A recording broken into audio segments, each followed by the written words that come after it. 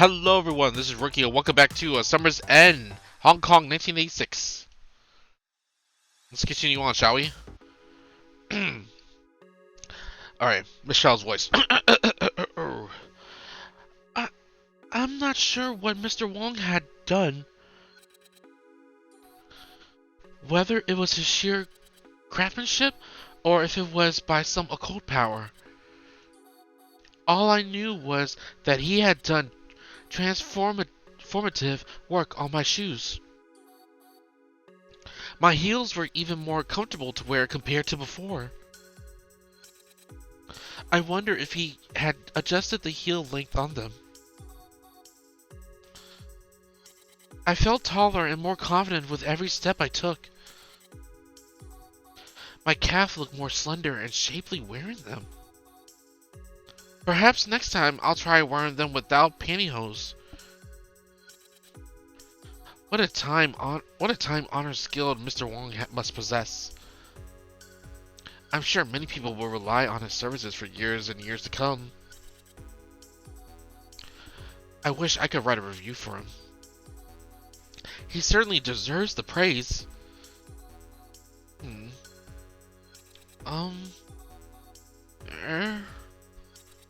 Today was just flying by. My commute to work was smooth. I was even able to get a seat on the subway on the way to work. I suppose for every bad day, a good day will come to make up for it. There was a lull in the day. I went for a sit at lunch. My usual restaurant had hardly a queue to get inside. Ooh. Oh. Waiter. Miss. Miss. Miss. Your usual order?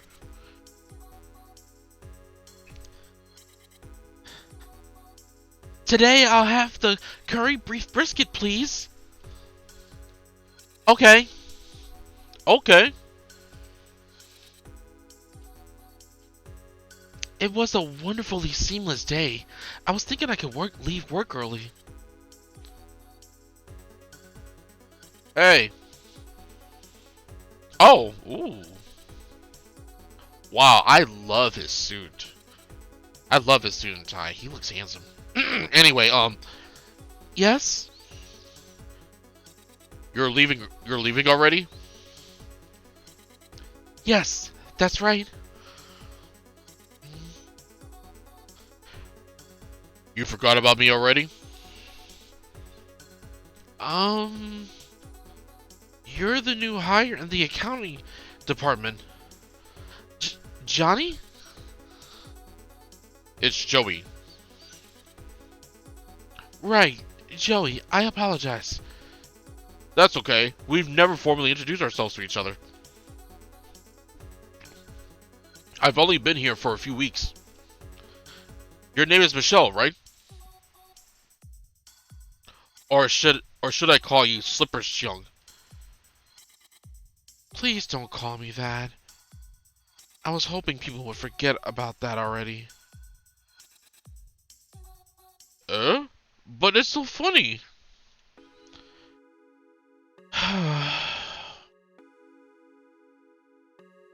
Hey, has anyone said that you look a bit like Momoko Kikuchi? Momoko Kaikuchi?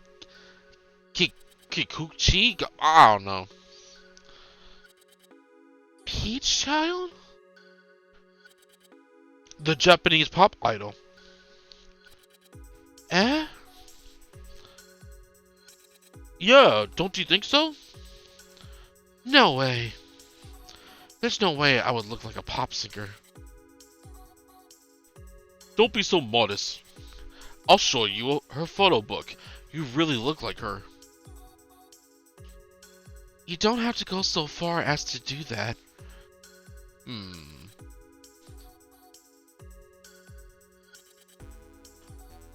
What is it? I don't see you wearing those slippers today. You got your shoes fixed?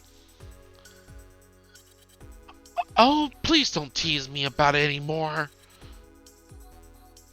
Even the supervisor was heckling me about it this morning. It's a great story, though. Don't you think it adds more to your character? Character? When I first saw you, I thought you were like a boss character. Boss character? Mrs. Tam is our boss. Not that kind of boss. I meant to say you seem hard to approach at first.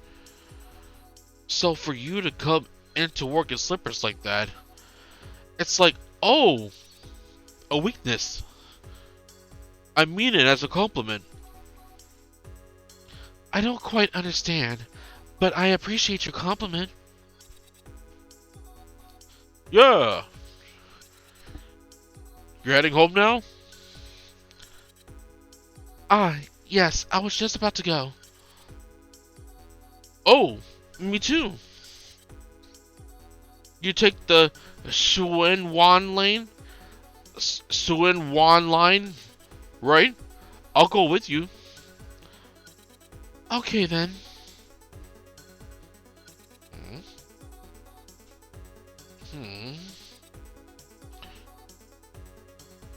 There's this noodle house that just opened. I heard from some of my friends that it's pretty good. Do you want to try it with me? It's really... The next station is Mongkok. Doors will... Oh. Next station is Bangkok. Doors will open to your right.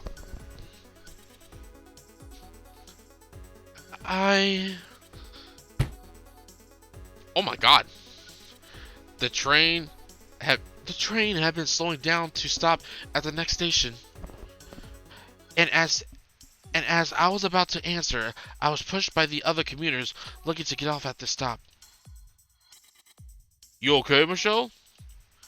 You gotta be like water and evade other people on the train. Yes, I got distracted. So, what about that noodle place? I'm sorry, I have to get off here. I thought you had a few more stops. I forgot I had something I needed to pick up. Next time, okay? Oh, okay. It's not a big deal. There's always a next time. I'll see you tomorrow. Alright, see you tomorrow.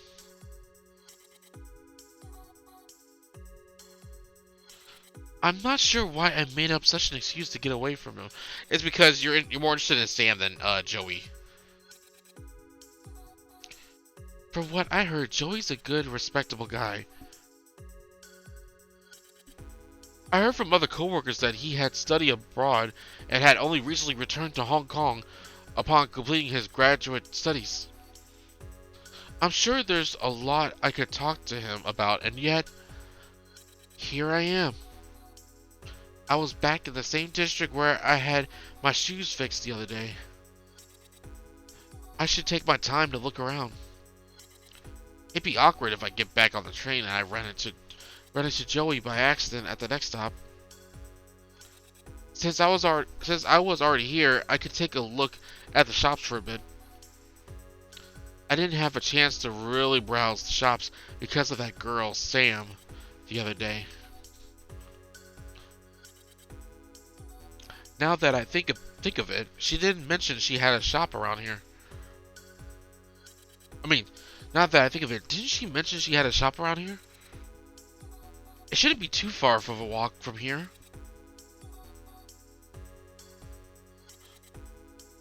A video store. Radio killed the video store. A video store. I had no expectations to actually come across the video store of that girl I had met yesterday. Besides the street level storefronts, there was there were a multitude of stores located within indoor shopping arcades, and as well the many outdoor market stores that were scattered across this whole neighborhood district. Sam had only vaguely mentioned the location of her store.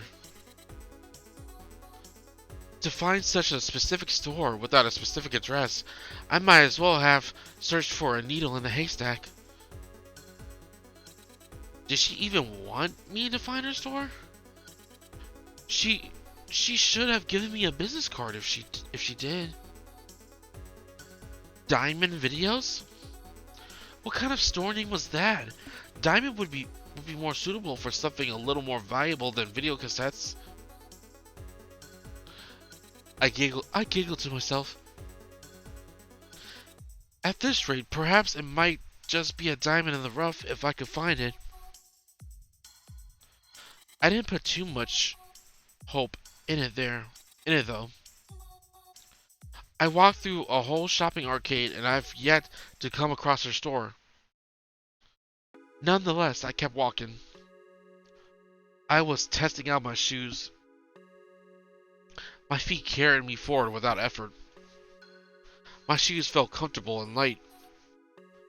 It was satisfying to hear the sound of a heel hitting the pavement. I passed by a few electronic stores. I saw from the window that they had an assortment of televisions and stereo devices for sale. I did not see any stores having home videos. Perhaps my father would have known better than me where to find a store like this. If he was alive, I'm sure he would still be coming to this neighborhood to regularly look at the stereo devices on display. He had always liked to tinker with his sound system. In the past, I would have asked him to bring me along with him on his free weekends, and I would have taken a look at the new records in the shops nearby.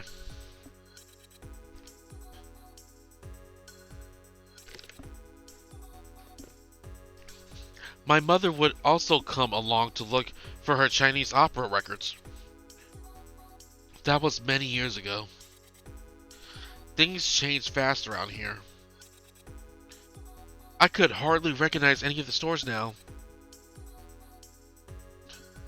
I have walked a few blocks and reached the end of the street. I looked left and right, and it seemed like there wasn't a lot of stores ahead. I looked up. There was a strobing neon sign above me. It might just be video. Adult video. Oh. I craned my head to do a double take. I saw there was a massage parlor in the unit above. A seedy movie theater was in the building beside it. My left eye twitched. I've been looking at a computer monitor all day. What I should do is kick back at home with the cool compressed over my eyes. I forgot to do that the other night. The heat of the buildings and all the people on the streets made the night air here humid and dense. I felt a bit uncomfortable, like there was something heavy wrapping itself around me. If I could continue down this street corner, I entered the grittier part of Portland Street. Should I try another street? I peered ahead and I saw a street sign asking office ladies to be wary of pickpockets. Huh? Perhaps not.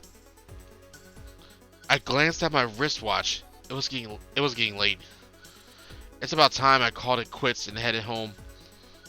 I clicked my heels together 3 times and chuckled to myself.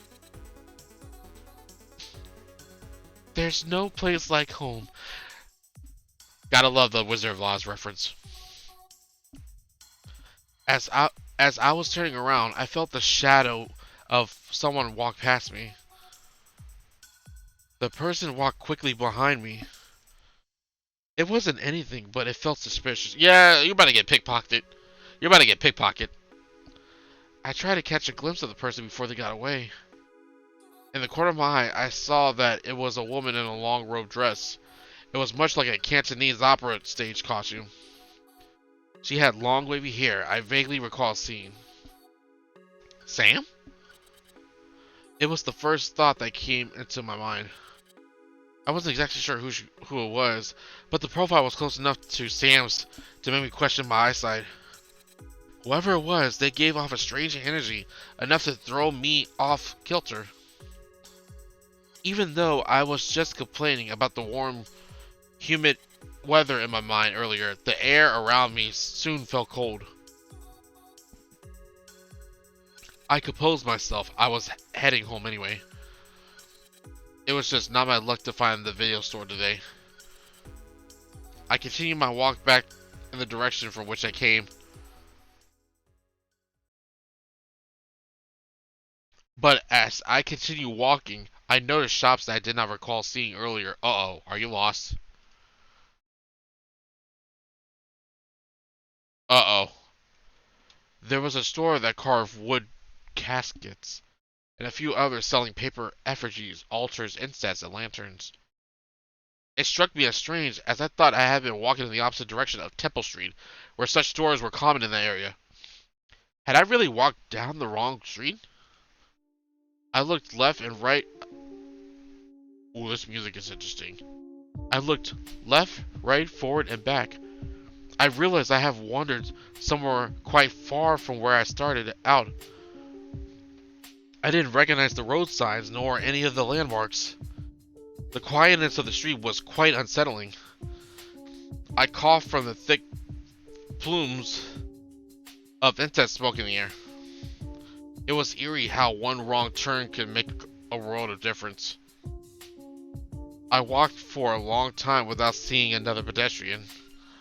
I tried not to think about it. I hastened my pace. I wanted to get back to the station or hail a taxi, but there was no passing taxi. And despite how far I... Oh, okay. I thought the game crashed. What the hell? Sorry. And despite how far I kept walking, I couldn't seem to find my way back to the station. I was getting more and more lost in the labyrinth of small and narrow streets. I crossed the next street. I felt something wet drip on my head. It was a water droplet. I wasn't underneath a rain cloud, nor was I underneath hanging laundry or an air conditioner. I felt uncomfortable.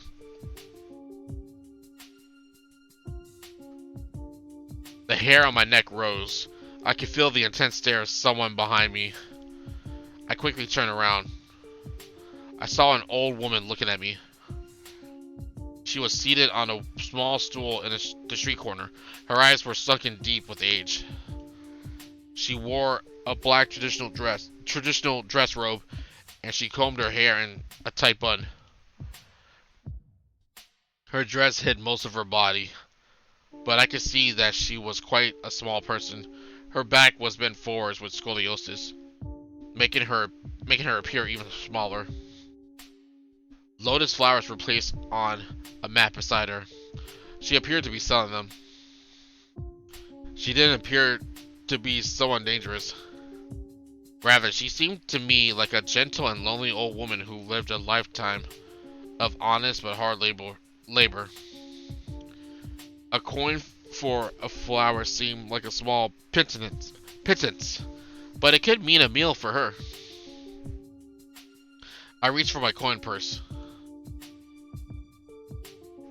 Young lady, haven't you realized that there's another path? Sometimes the road won't appear until you take the first step towards it. Huh? I looked up, and somehow the old lady merchant had disappeared right before my eyes. What in the smoke and mirrors is going on in this part of town? The strange corner where I thought she sat had no one.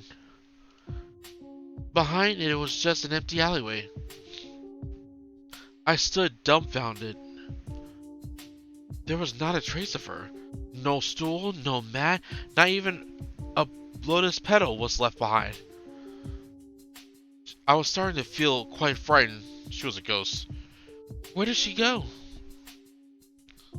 Had I been seeing and hearing things this whole time? I asked myself. I suppose this was what I got for walking alone in an unfamiliar place. I approached the alley. I had to get a closer look. Perhaps it was just my eyes playing tricks on me. My heart started racing as I cautiously approached the alley.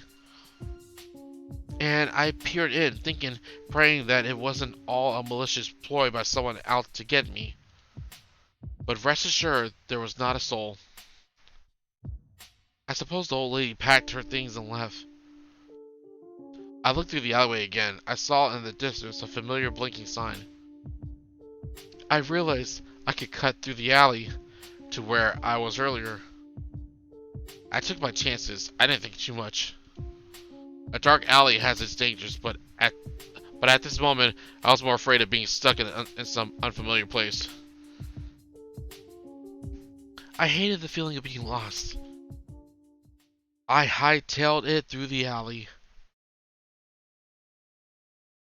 And as soon as I stepped out of it, I felt the air pressure immediately change. The street was bustling with human activity. It was warm and humid. I didn't mind it as much this time. It was comforting to hear the sounds and chatter of people going about their business. I was back to where I started before everything strange started happening. Ironically enough, it was the blinking adult video sign that signaled me back to this place. I was about to head out, this time in the correct direction, when I heard the muffled sounds of someone calling my name. Michelle! Where was it coming from? Michelle! I heard my name being called out again. I looked across the street and I saw her standing outside a store. It was Sam! She had the door open and gestured for me to come inside. That's what she said.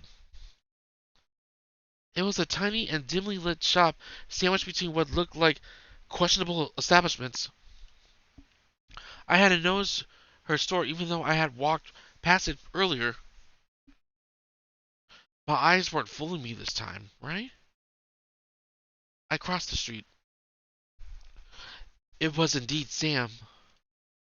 Her smile, her gestures, it was without a doubt Sam.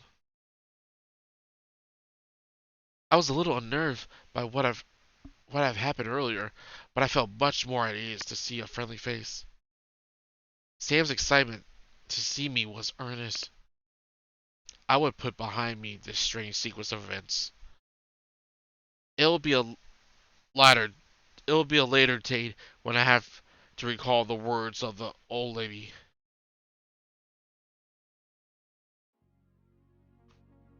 Ooh.